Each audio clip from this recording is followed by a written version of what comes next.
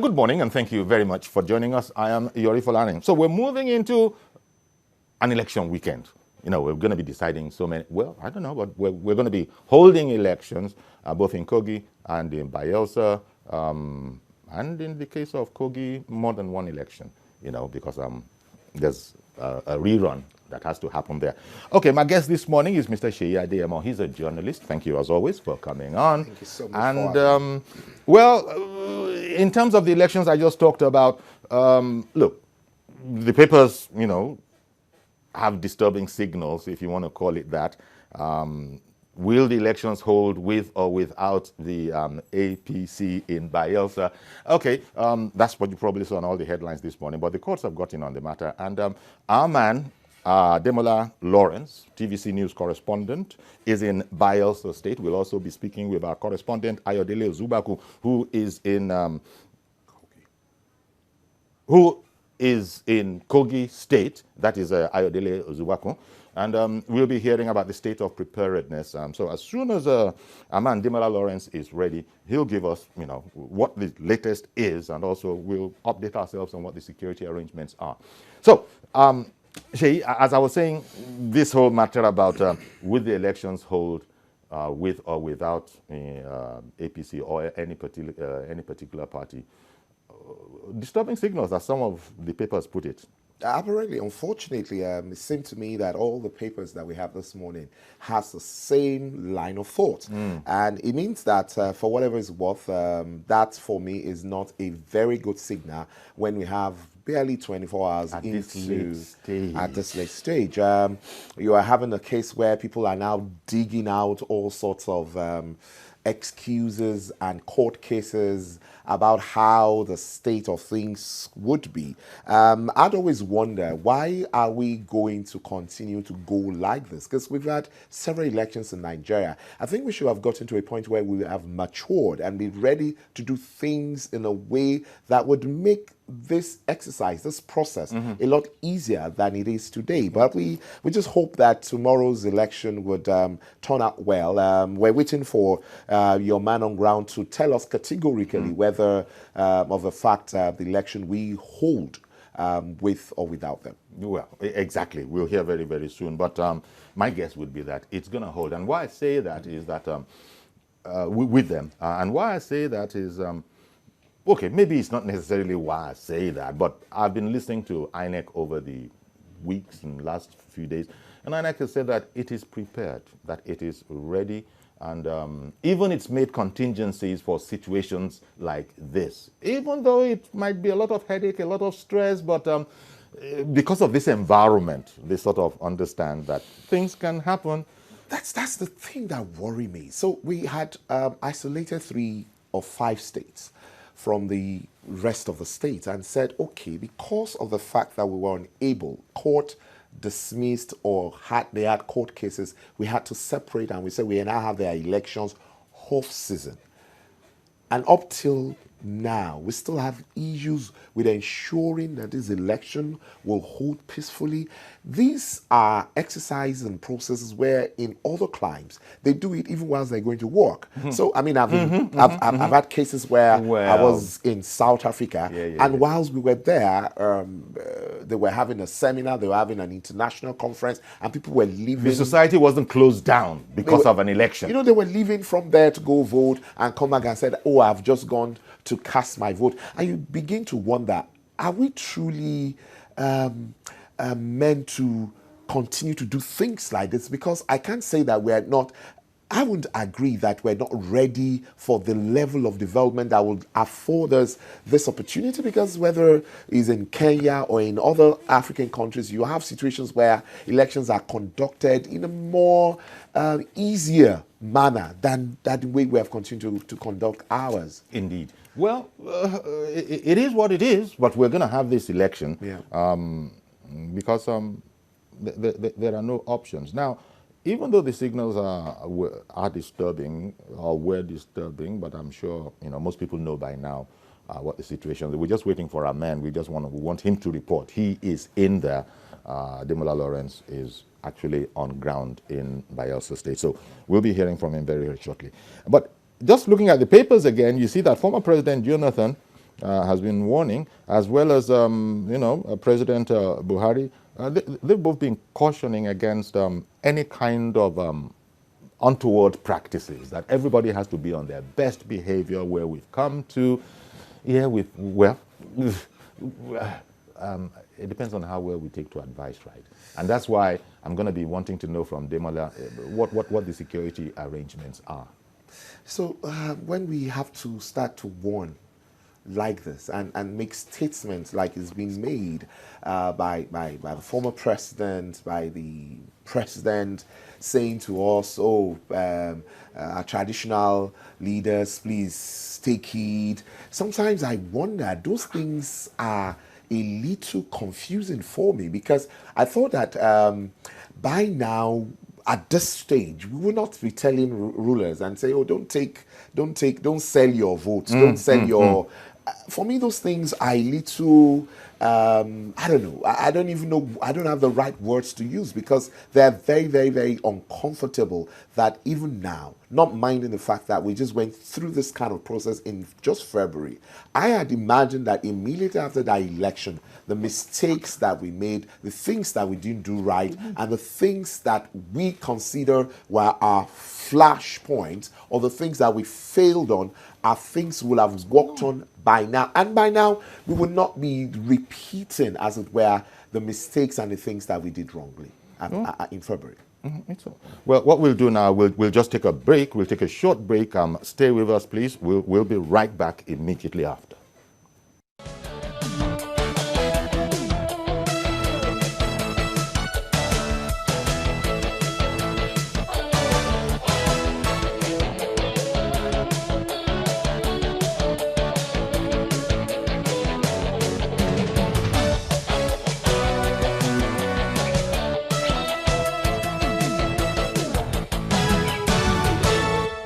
Okay, welcome back. And as I said, and as you know, elections weekend tomorrow, starting from tomorrow, we'll go into the elections, and after that, all the necessary processes, counting and all of that. But as I was saying before we went away, our man Demola Lawrence, TVC correspondent, TVC News correspondent in Bayelsa State, in fact, is on the ground right now in Yenogua.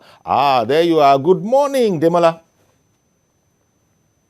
Good morning, Yuri. Okay, so now, please, it looks quite serene and peaceful from what we can see here. First of all, the most important question, I think, is, will the elections be holding tomorrow with or without an APC candidate? Yeah, according to the Minister for State for Petroleum, that is, of course, Timi Priye Silva, when he did a press conference yesterday, he told us that an appeal court in Abuja had already granted a stay of execution for the APC candidate, the person of David Leon. So what that simply means is that it returns to status quo, meaning that APC will participate in the election tomorrow for Bayelsa. Okay, well, okay, so now that's cleared up because the status quo means just go back to where you were before. And where we were before was that the candidate register was fully peopled, yeah. Okay, now, security-wise, what's this sense? As I was saying, I started off saying that it looks quite serene where you are. I can see something of a mountain in the distant background. But what is the actuality on the ground, Demola? Yeah, the serene might be very cozy this morning, but you need to understand that Bayelsa is, when it comes to security, things need to be properly put in place. 2 days ago, if you remember critically, in Nembe, there was a fight between different political parties. And as a result of that, one life was lost. That one I can confirm, which is, of course, a radio OB van of Radio Bayelsa. So, but there's a lot at stake. Now, the police here, 31,000 police has been deployed to Bayelsa from the police force. So there's a lot at stake here in Bayelsa, and they need to be on their toe to make sure that the security of lives and property, while the people are performing their civic rights, is at topmost. Do you get the sense, in the light of what you say, that there seems to be apprehension in the air? Do you get the sense that people are going to come out and, perform their duty and, really engage with their right? Or is there, because intimidation, even on one of the paper's headlines this morning, the president, no less, is warning against intimidation. Do you get the sense that people want to go out and, engage with their rights? Okay, if you look at the statistics, Yuri, the statistics says 937 accredited voters, registered people here in Bayelsa. Now, out of 937 people, you have 800.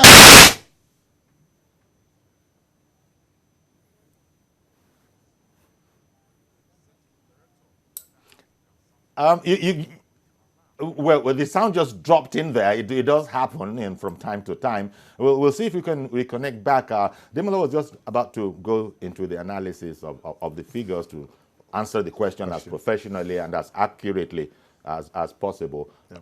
But I understand Demola is back. Okay. Demola, if we have you again, let me just take you back to where you were, Demola. Demola, can you hear me? Can you hear me, Demola?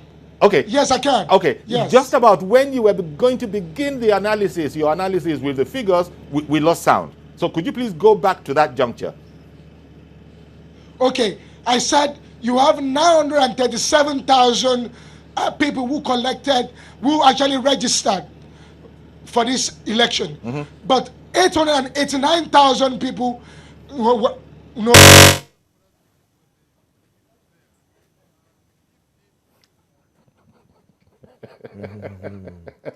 It's one of those kind of days. Okay. We'll come back and we'll work at it, and as soon as we can get him back, we're gonna try, because we must know what's going on, and we still have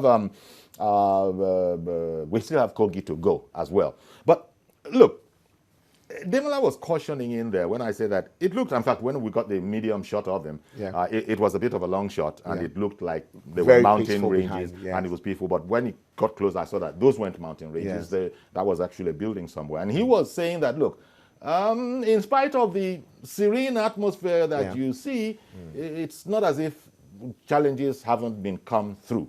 Now, intimidation is important, is an important issue. The president this morning was cautioning everybody, no intimidation will be, is desired at all. And, the same thing with former President Jonathan, who is actually his home state. And yes. I imagine why this tension is going to be quite up there where it really is the fact that... So like I said earlier... it's viewed as a PDP state, right?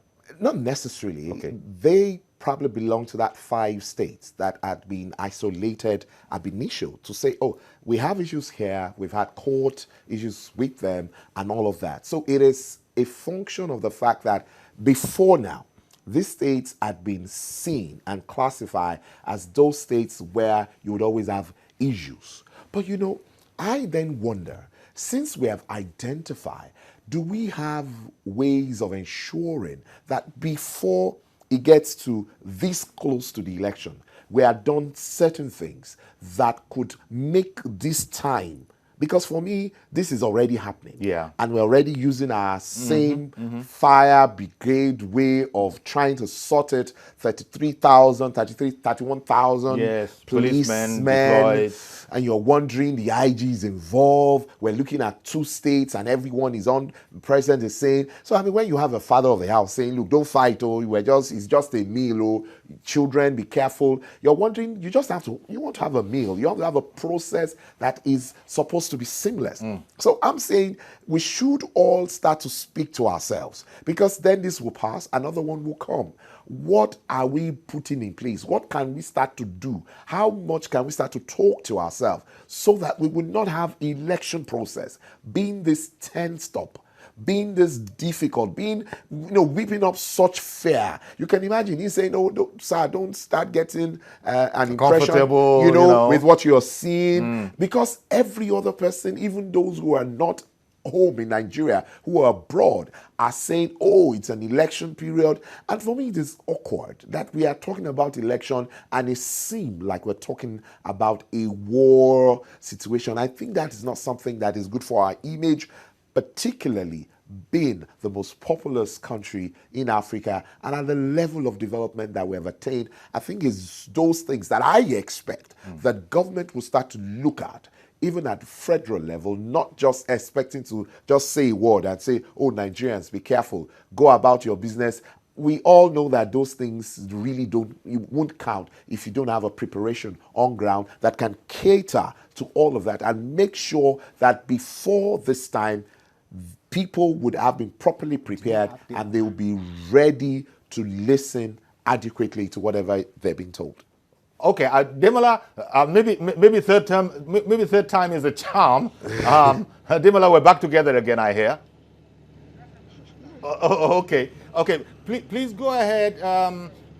Well, first of all, you were telling us about the security situation. 31,000 policemen, if I remember the figure you gave us, have been deployed to the place. So, what does the place look like? A garrison, or what is that worsening matters, or is that reassuring? No, that's actually reassuring, because if you look at it, when you have 31,000 policemen in a state for an election, so there should be a reassurance for safety of lives and property, irrespective of whatever is going to happen. That is number one. And I was saying that if you look at the statistics, the level of compliance by the people of Bayelsa, where you have 923,000 people who came out to register for voters registration, then you have 889,000 for collecting PVC. That is like 96.3% of the people. So that simply tells you that they actually wanted to vote. Do you understand? So about going forward is, what is the level of preparation of INEC? Okay. Yes, by this morning, INEC will be distributing the sensitive material. As I'm talking to you right now, they're actually at the Central Bank. They'll be distributing sensitive material and non-sensitive material to the 8 local governments of the state. Okay. Do we have Demola, or did it freeze? Demola, can you hear us? Okay. Yes, I can hear you. Okay. We're talking about, you just showed us a picture there. That's about the sensitive materials. INEC had said earlier that all the non-sensitive materials were already in place. So, showing some sort of preparation. INEC seems very, very sure about itself, because I was hearing them, we were reading that they were saying that, look, it might be a bit stressful, it might be irritating with all these changes happening at the last moment, but that INEC is prepared even for these eventualities. Does that reassure you somewhat?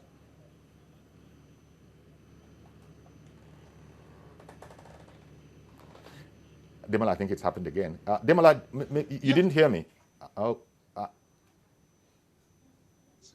Even for this eventuality, there's a reassurance from INEC that the election, of course, would definitely go on, irrespective of what happened. But like I said, they have 31,000 policemen on ground. So that simply means that there's a reassurance from the security agency and from the umpire itself, which is, of course, INEC. Now, don't forget, they have 1,804 polling units in Bayelsa. So, if you have to do the plus and minus, how many policemen will be at a polling unit of 1,804? So, you'll be saying maybe close to 10 policemen or 15 policemen per unit. Okay. So we can go figure, right? Yeah. We can go figure. That's the point you're making. Yeah, that's what I'm saying. I'm saying if you have to do the plus and minus, just look at 31,000. It's just 8 local governments. When you do that, so you should be able to have 10 to 15 policemen, security agency in one polling unit, or more than that. But if, as I was saying, one just hopes that that will not be intimidating any. But they know the nature of the state, so maybe because they know the nature of, they know what's at stake. I think when people talk about stakes being high, I think, is it in here that we mentioned it, Sheyi? We had said that stakes were very, very high. Well, stakes are quite high in most elections. Is that sense prevalent over there that the stakes are very, very high?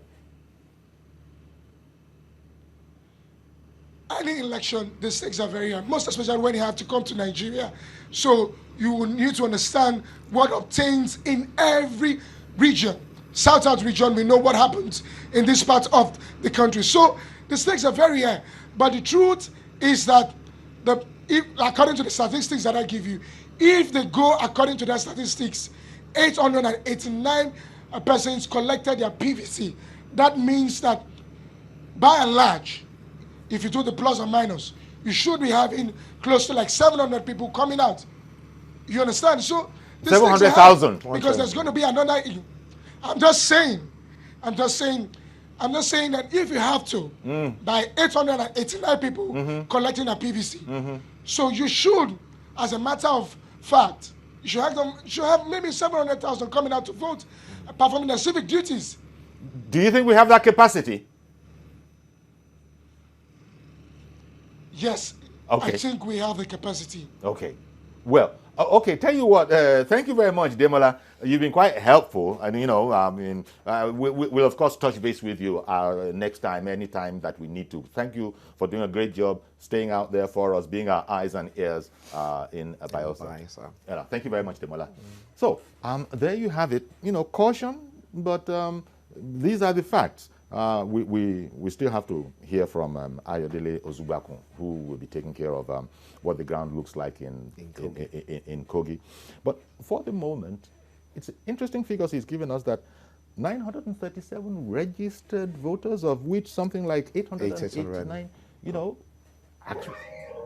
So that's a problem, right? Well, I mean, that's exciting, is the way I put it. It is. That's exciting. It shows commitment. Because it shows commitment. Yeah. It shows a very high 90s percentage. Yes, kind of things. And it shows that as a people, the Bayelsans obviously are people who believe in the electoral process. It shows that there are people who understand that that particular process has a lot to do with what happens at the end of the day. And I love the commitment. I love the fact that they've shown interest. I pray that that commitment will not end up being disappointed in the way things will turn out at the end of the day. So my prayer is that since they have come out and they have collected these PVCs and they have shown that they want to vote, I pray that all of the things that will be done by INEC and the police will be properly coordinated, and at the end of the day, they will give the Bayelsans a very good lead that will show us to the world as a serious people. Okay. Good morning, Reverend Dominic. Thank you for calling in. How are you today? Very well, thank you. Good morning to your guest. Indeed. Good morning. I don't know if the way I'm worried about our progress in our nation, if other people worried like that way, why is it that we don't grow? Let me start from the party I support. I have no apology, even though I've been trusted about it. APC. What happened yesterday was exactly what happened in Zamfara State. There was a court verdict in Zamfara State before the election about primary elections. Now, somehow, they won that election. But the Supreme Court chased away all the APC, elected members. The same has started again in Bayelsa.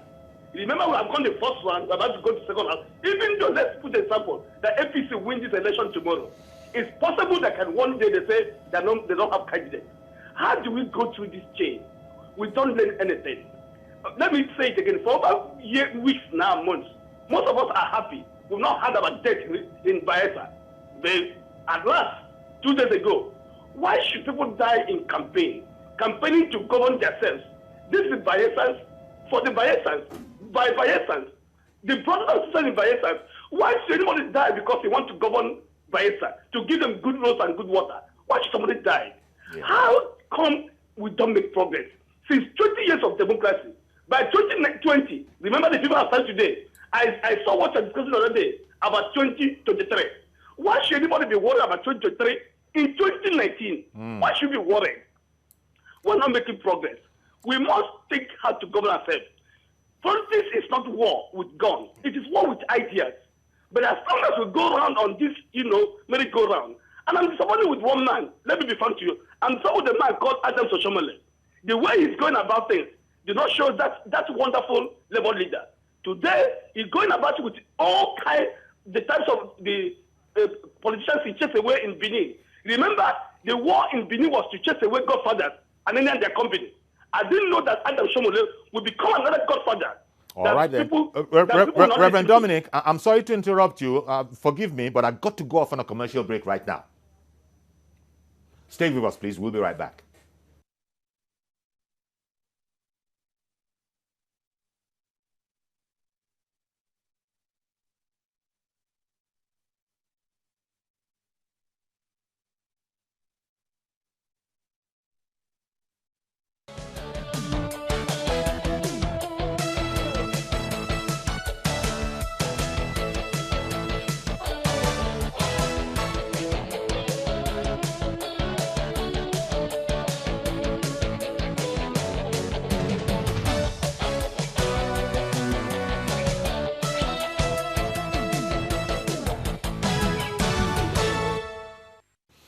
Okay, welcome back. My producer said Q with glee. Say it's over, it's all in your lane now. But, jokes apart, Oluwaseyi Adeyemo, journalist, is still with us. And we've been speaking with our man, Demola Lawrence, over in Bayelsa State, the TVC correspondent there. We're waiting to speak with our correspondent in Kogi as well. As a matter of fact, it won't be Ayodele Ozubakun, but nevertheless, it will be an equally competent reporter, and we shall soon be hearing. From what Demola told us, 31,000 odd policemen deployed to his area, that is Bayelsa. And since the papers are reporting something in the region of a little over 66,000 policemen deployed for Bayelsa and Kogi, you can do the math. So you're looking at another 30-something thousand. Yeah. It escapes me now how many local governments they have in Kogi, for this, but our man Demola was pointing out that 8 local governments over in that place, Bayelsa, and so, but these police all over the place. You were saying that, look, it's frustrating that we keep on coming back to the same old problem. It's almost the way we are. Some people will say it happens to us even when we're preparing for global sporting competitions, for instance. I know soccer fans are forever complaining that we start too late, unlike everybody else. Well, I don't know. The fact that these tensions are on ground. Yeah. You say, and other people would say that it's just an election. You were making the point, don't close down everything. I mean, there are places where you don't have to shut down everything. That's because they've got their systems together. But I'm afraid many people might not be very happy about my saying so, but we seem to be in something of a developmental stage about this whole democracy concept, and let the votes fall where they will. Just go in there and do it. People sometimes wanting to hurry the sunshine along. It's a problem. You can't hurry the sunshine along. And when people want to do it by force, as we say locally, you have tension. Yeah, so I guess that's what the Reverend also said. It's not appropriate as a Yoruba man to say certain things before an elder. Which simply means is if you have sticks falling on when you have logs collapsing on each other, you take the first, and the topmost is the one that must be removed first. That's about, since you brought the proverb. Yes, the topmost. So the idea is we need to put certain things in place, and we need to collectively as a people speak to it and prioritize it, because you see, if we always wait, it will always turn out like this. And the point is, it would affect a lot of things. I was talking to the young man who brought me here this morning. When Google were trying to put or map out Nigeria for the sake of the things we all enjoy right now, they were depending on the fact that we were going to give certain facts accurately, because it is based on the accuracy of those information that we can now deploy and say, oh, I want to go on this route. These are the things that I will encounter, and this is the way it will roll. But if we do not provide those information, the mistakes will go on because things usually will spin off on themselves. So if we do not decide today and start to ensure that processes, the way things are done, the way materials, both sensitive and non-sensitive, are deployed to the point where they will be used, are properly put in place, if we're not collectively speaking to those things, if we're not making effort to make sure those things are properly done, and we wait for all sorts of people to lead us in all sorts of directions, because you can complain, it's not about the people, it's about the system. Whoever, no matter how super Seyi sounds now, if Seyi ends up in playing in the way the rules and the structures are set in the processes of our political exercise now, I will shock myself in the way I will play, because it is those infrastructures and rules and process that would direct me. So I am saying, as a people, this that we're doing right now, we're having to deploy about 30-something thousand police to a state because we want to have an election. We are in it. We will do it. But can we start to speak to it and say, what are the things that we need to quickly tick off? What are the things that we need to address? What are the things that we need to do so that we can start to... That is going forward, right? Going forward. Because, look, the truth of the matter is, this is upon us. We would go through it. We would deploy all of those people. Certain people will be injured. Certain things will happen. And it is abnormal. We cannot continue to live. People that said, and I believe in this country, that, oh, it cannot work. I believe it will work. It is our Nigeria. This is working. That is why you're seated here. Because over the years, you have committed certain things into the way you have done things, and people begin to see you that you can deliver at a particular level. It is possible with our political process. And I believe that the people that are there, as they've got the qualification, what we all need to speak to is the system and processes in the way we conduct our political process. Okay, but it's a very tall order, as you yourself will be the first to admit. I agree. Because we've been saying what we've been saying for decades. What you've just said, we've been saying it for decades. It's not a do or die affair, but too many people are not listening, apparently. There are things there's so many things to take away. Look, is it possible as a people to look at political office like we look at the pilot, who is a sensitive office? So you cannot just, I'm sure you will not board a plane, no matter how much you love me, if you hear that it is Seyi that's going to fly the plane. Because you will want to know whether Seyi is a pilot or not. So why do we allow our political office to be occupied by anybody? Can we work on even choosing those who end up becoming occupants of our political office? Okay. Adebowale, Mr. Adebowale in the UK, good morning, sir. I can see you don't need to tell me. We just lost that UK call. But it's good to know that you guys are watching from over there. And if in the UK, then in all the other places we usually get calls. Oh, Nigerians are concerned all over the world. Indeed. Nigerians are, in fact, the thing I've discovered is they watch us more outside of Nigeria than they do here. Yeah. Because they are preoccupied, they are very interested. In the first place, most of them didn't leave Nigeria because they wanted to. They left Nigeria because of certain things that happened. And they're hoping that we would get things right. And that's why I said, collectively, who is the umpire? Or who are the people who are working with the umpire? Is it right for us to continue to have ad hoc staffs? Are we matured enough to start to look at certain things at certain levels? Do we have to wait for 4 years, 2 years, or 1 year, as the case may be? Is it a daily thing? What measures are we using to measure what we are doing? Is it working? Is it failing? Why is it failing? Kenya deployed electoral thing. It failed. They had to revisit it and say, so why did it fail? So I'm not saying that certain things are foolproof. I'm saying we need to keep looking at it over and over and over again, because we are talking about our lives.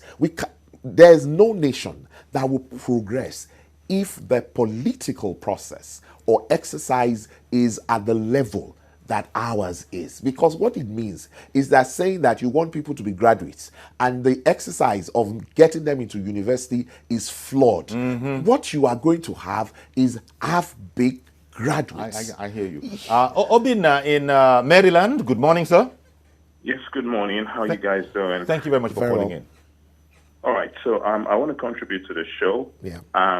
First and foremost, if you look at the numbers of security apparatus that have been deployed to Bayelsa State, about 31,000 from the numbers we have.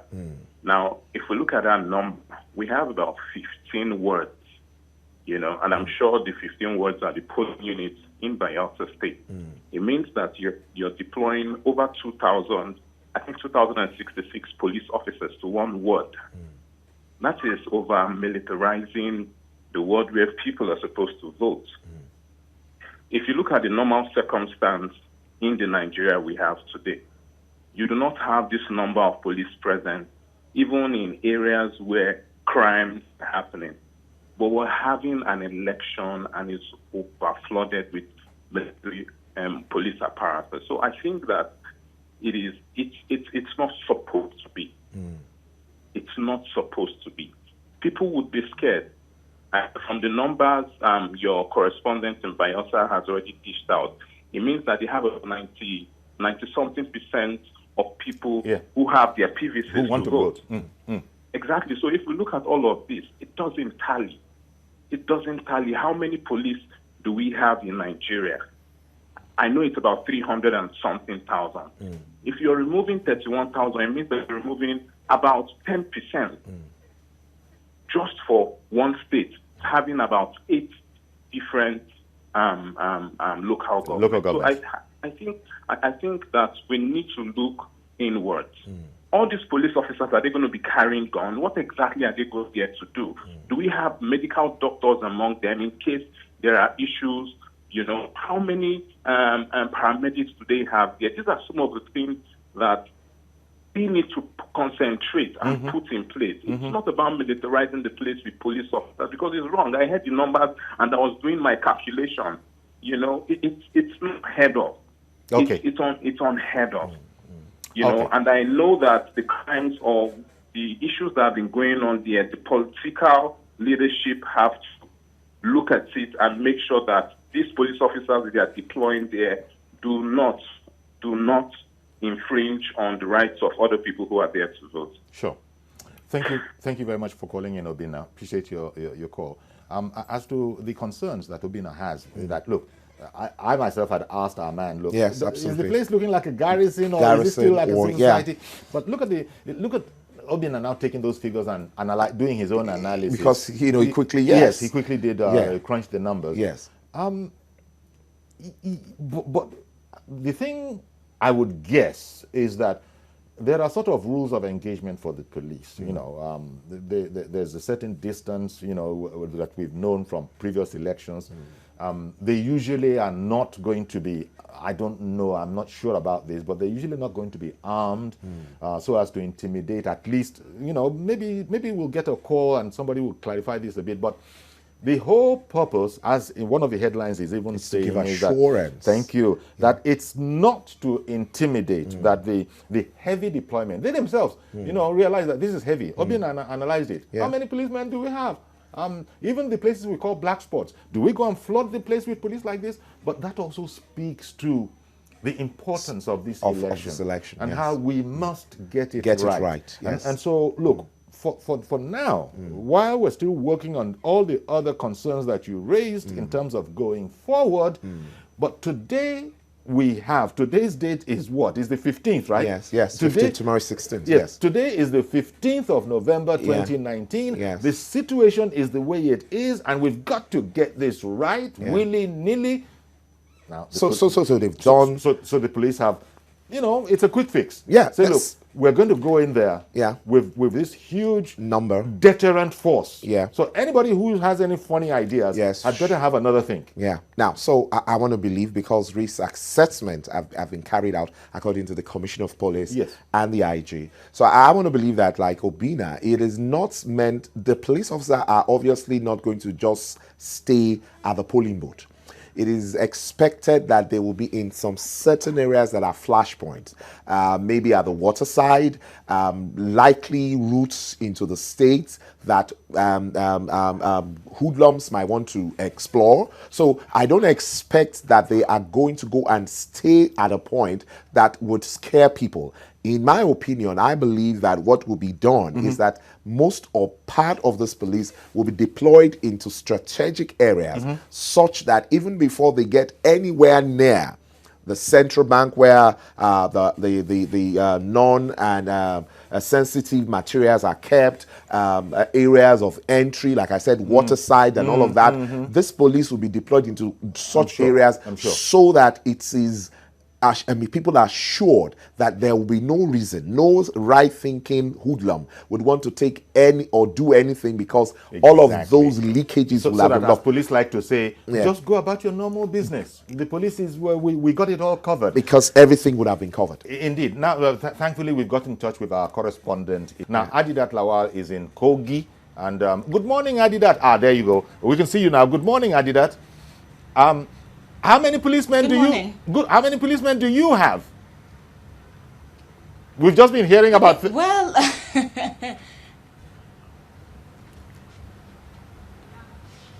the police said it deployed 34,000 men. We heard from some different observers group here. At least we've heard from 2 different observers group, but still there's still high tension. There's still observer groups are saying that they've observed the fact that there is high tendency of violence at tomorrow's poll. So they want INEC and the security agents to get a hold on that. Okay. Now, what are the what do you expect tomorrow in terms of voter turnout? How many PVCs have been collected? How many officially registered voters do we have? Do you have that stuff for us? Presently, I don't have that figure of the PVCs collected or how many voters is expected tomorrow. But there is the fact that people are going to be limited to coming out to vote due to the fact that there are some areas where they are already displaced by flood. There are already reports of stockpiles of hams. And so many other things were also raised. And as a matter of fact, the observer groups are saying that security agents and the Independent National Electoral Commission find something to do about that. Oh, okay. Well, thank you for that. Stockpile of arms have already been reported and are being discussed. Did I hear you right? Yes, and the fact that this is coming from the fact that during the campaign rallies of different political parties contesting, it was reported that some political parties recruited thugs. That is an allegation. Was it proved? I mean, are people taking that serious? Yes, it is an allegation by the observer group. Oh, the observer group. What are the political parties themselves saying for themselves in that regard? Any comment, or have we just gone mum? And we haven't heard from any political parties yet, considering the fact that campaign and everything is supposed to stop by 12 midnight yesterday. Okay. Well, since you're there, no doubt you're observing what the people around feel like. In Kogi, how excited or anxious or prepared are they to come out tomorrow and, perform their rights and select the governor of their choice? Basically, Yori, I'm going to tell you here, from Filas here, people are scared. And all they just want is a peaceful election. That is what they are continuing to happen. They want a peaceful election. Ah, interesting point you make there. Is this from talking with the people, or, just generally observing and listening to commentary that people are indeed apprehensive? Scared is the word you use, but yeah. And we spoke to some residents of Kogi State this morning, and also feelers from people here around as well. There is a very high tendency that there might be violence. Also, the observer group made a very important point in the fact that when the election is conducted tomorrow, the polling unit should make sure the results are posted at the polling units there. Okay. When you say about 34, we are told about 34,000 odd policemen have been deployed to the place. Do we have any information about the rules of engagement for the police? Because the people, somebody has just called in, Obin has just called in from Maryland in Lagos here, saying that the place would seem to be intimidating to people. Have the police told us how they intend to go about their work tomorrow without scaring the people into their houses to remain at home? Well, earlier the police said it's going to conduct its affairs with the voters tomorrow in a very civil manner. Theirs is to just ensure that the protest and the election, I beg your pardon, doesn't pose any threat to the electorate tomorrow. Okay. Do we have any idea? We brought up the question about whether or not police will be armed, and that would add to this whole intimidation thing. Do you have any information on that? Well, from what we notice here, this police special force is on ground here, and they are with arms, definitely. So there's every possibility that they will be manning the polls tomorrow with arms. Yeah, but when we talk about manning the polls, actually the police won't be manning the polls. INEC, I imagine.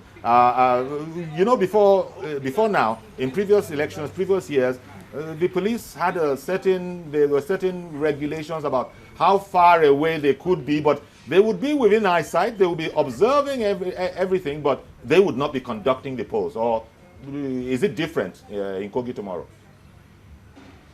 No, of course, the police will not be conducting the polls. This is just to ensure the smooth running of the process, should in case there's going to be a glitch or possible security breach at the polling unit. But there is every possibility that the policemen will be armed tomorrow. Okay, I want to thank you very much, Abidat. Thank you very much for, and keep safe there, but that's the situation. Now, there's a sense in which we have reporters in both locations, and whereas Demola, he still made the point, but it was a bit reticent. But Abidat has been there and seen that, look, people are worried.